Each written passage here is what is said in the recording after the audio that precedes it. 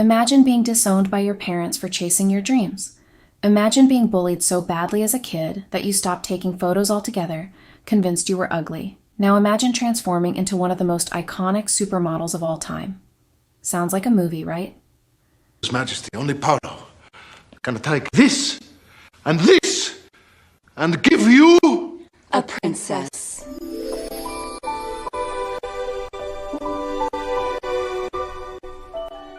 But this is the real-life story of Yasmeen Ghauri. Today we're diving deep into the life of Yasmeen, a trailblazer in the fashion world, the first South Asian supermodel, and someone who walked away from it all at the peak of her career. And trust me, there's more to her than meets the eye. From her groundbreaking career to her deeply private life, and the difficult decisions she had to make along the way, Yasmeen's story is nothing short of legendary. Yasmeen isn't just a name, she's a mystery. A woman who broke barriers and shattered stereotypes while fiercely guarding her private life. She was called a diva, a perfectionist, even a bitch by some. She hated the term supermodel. She hated attention, yet she became one of the most recognizable faces of the 90s. But here's the twist. After ruling the runways, she disappeared. No scandals, no controversies, just gone. Why? What made her walk away from the fame and fortune most people dream of? Stick around because by the end of this video, you'll understand why Yasmeen's story is one of the most fascinating in fashion history.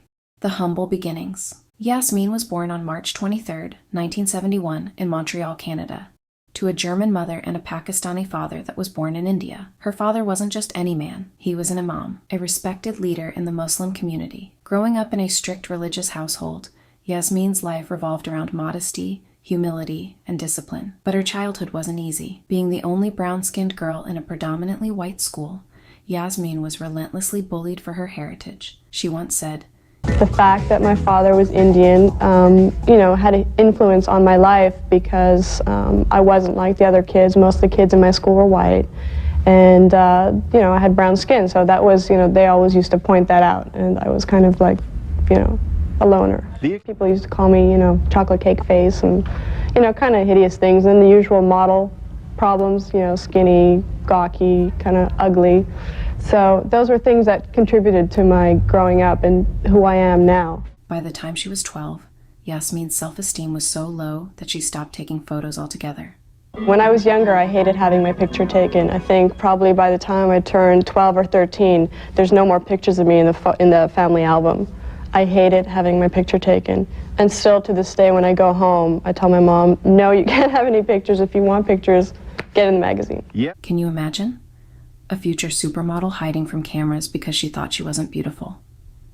Like, the irony here is almost painful. The same girl who grew up thinking she was ugly would go on to redefine beauty standards in the fashion world and grace the covers of Vogue and Elle magazine. Life's funny like that, isn't it? But things started to change when Yasmeen was 17. She was working at McDonald's. Yes, McDonald's, when a Montreal hairdresser named Edward Zachariah spotted her. He saw what no one else around her had. Potential. He told her she should model. And honestly, she thought it was a joke. "You're not joking with me, like you're 100% serious because it's not funny." The breakthrough. Spoiler alert.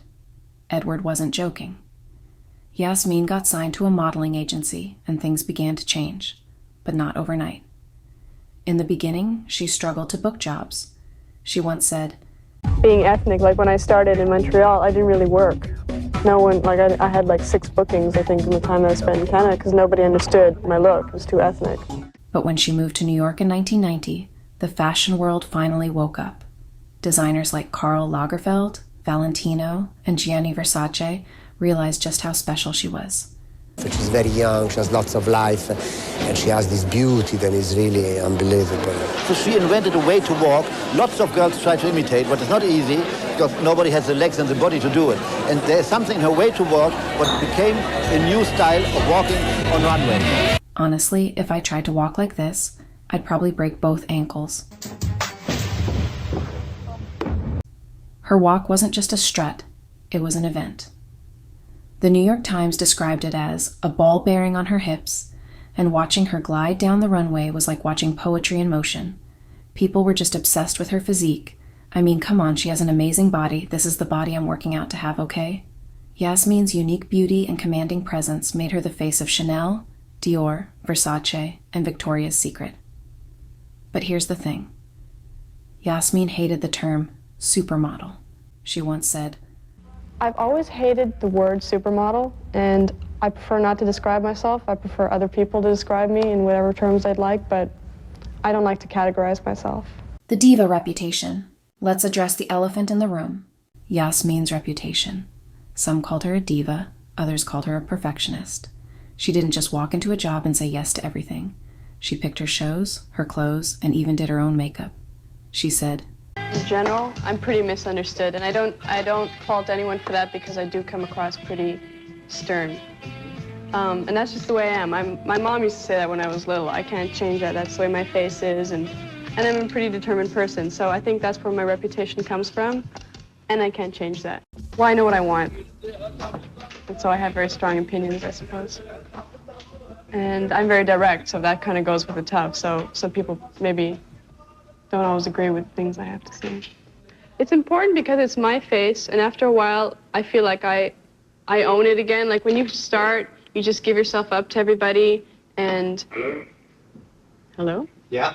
And you just start realizing that maybe they're not doing the best thing for you. And after a while, you just try and look after yourself because it's your...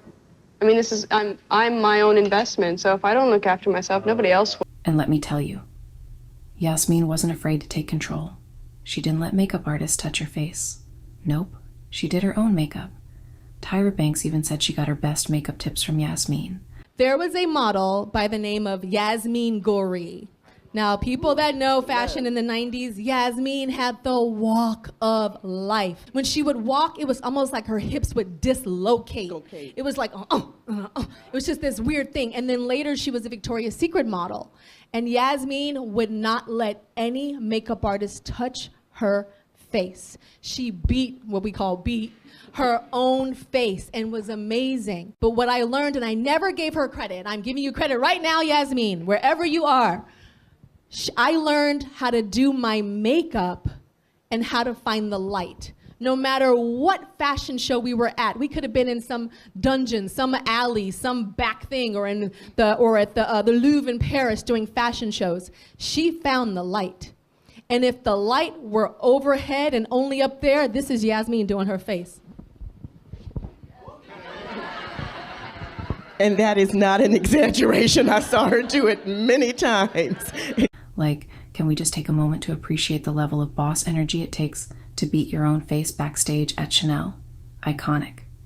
When you're applying your own makeup like this, you told beforehand what they would like you to do? Yeah.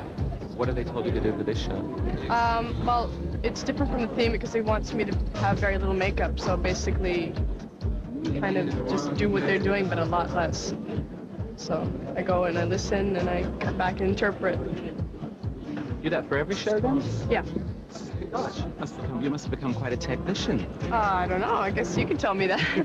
See the shape of my lips now? Yeah. When I put lip liner, it kind of like changes the whole shape. Yeah. So if you'd like it like this, maybe we should just like put like a gloss with some color and no liner. One of the main reasons Yasmeen did her own makeup was because many makeup artists at the time didn't know how to do makeup for women of color. On top of that, finding foundation shades that matched her skin tone was nearly impossible in the 90s.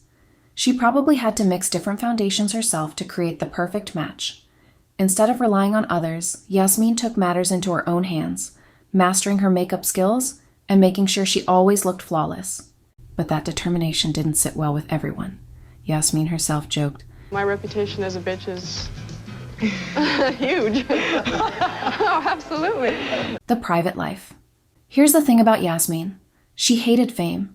She once said, I never put on makeup when I go out. I don't really like to dress up, extravagantly because I don't want people to look at me. And in fact, I'd rather dress really ugly. It makes me feel really good. I like to go home and put on jeans and look like crap. I love stuffed animals. I have like a collection of them. I like to collect things. This one I watch TV in when there's no one else around. I kind of just sit inside of him and hug him. And I watch TV with him. Like, imagine being so stunning that you're one of the highest paid models in the world, but you're also like, nah, I'd rather stay home with my stuffed animals. I'm a homebody. It's just who I am. Even after joining Instagram in 2022, after over 20 years of public hiatus, she mostly posts old modeling photos. She shared exactly one recent picture of her, and it was in 2022. 1. Like girl, give us more. Unlike many supermodels of her time, Yasmeen avoided scandals, parties, and the whole celebrity lifestyle. She rarely gave interviews and fiercely guarded her personal life. Honestly, I respect it. She basically said, "If you want my face, buy a magazine." Even her family life is a mystery. She's been married to lawyer Ralph Bernstein for decades, and they have 2 children. But good luck finding any photos of them. Yasmeen has mastered the art of disappearing. The exit. In 1997, at just 27 years old, Yasmeen walked away from modeling. At the peak of her career, Victoria's Secret fashion show, Chanel, Versace, you name it.